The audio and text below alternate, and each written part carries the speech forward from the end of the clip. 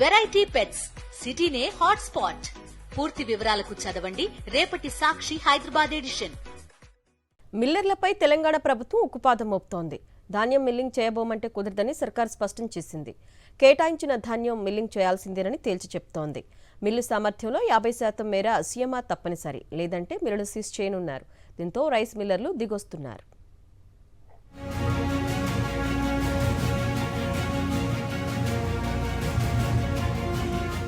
రాష్ట్రంలో రైస్ మిల్లర్లపై సర్కారు ఉక్కుపాదం మోపుతోంది.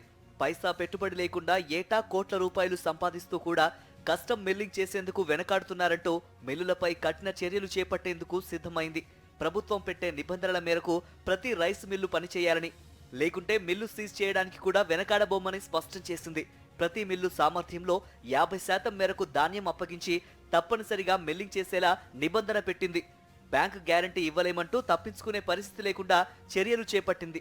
కోట్ల రూపాయల విలువైన కస్టమ్ మిల్లింగ్ రైసు బకాయి పడ్డ డిఫాల్ట్ మిల్లర్ల ఆస్తులను రెవెన్యూ రికవరీ చట్టం కింద జప్తు చేయాలని నిర్ణయించింది. ఆయా మిల్లుల ఆస్తులను ఇతరుల పేర్లపైకి బదలాయించే అవకాశం లేకుండా ముందు జాగ్రత్తగా రిజిస్ట్రేషన్ శాఖను అప్రమత్తం చేసింది.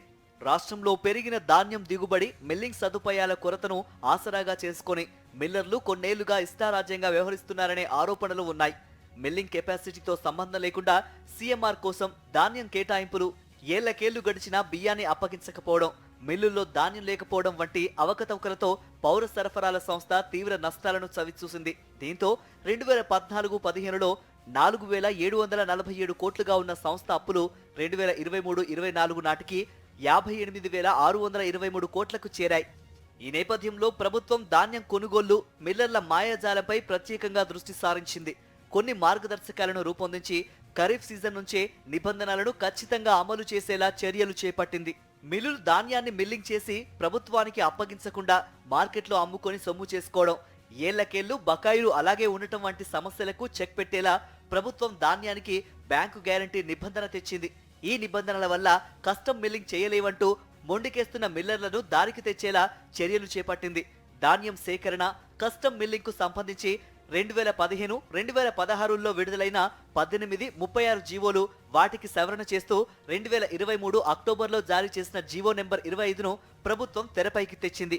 ఈ జీవో ప్రకారం రాష్ట్రంలోని ప్రతి రైస్ మిల్లు దాని కెపాసిటీలో కనీసం 50% మేర ప్రభుత్వం కేటాయించిన ధాన్యాన్ని సీఎంఆర్ చేయాల్సి ఉంటుంది.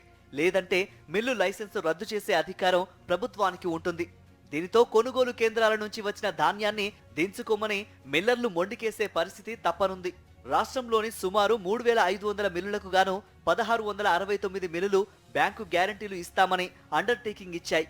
3 విడతల కన్నా ఎక్కువగా సీఎంఆర్ ఇవ్వకుండా ఎగవేసిన మిల్లర్లను డిఫాల్టర్లుగా గుర్తించి ధాన్యం కేటాయించకూడదని, లేదా షరతులతో కేటాయించాలని ప్రభుత్వం నిర్ణయించింది.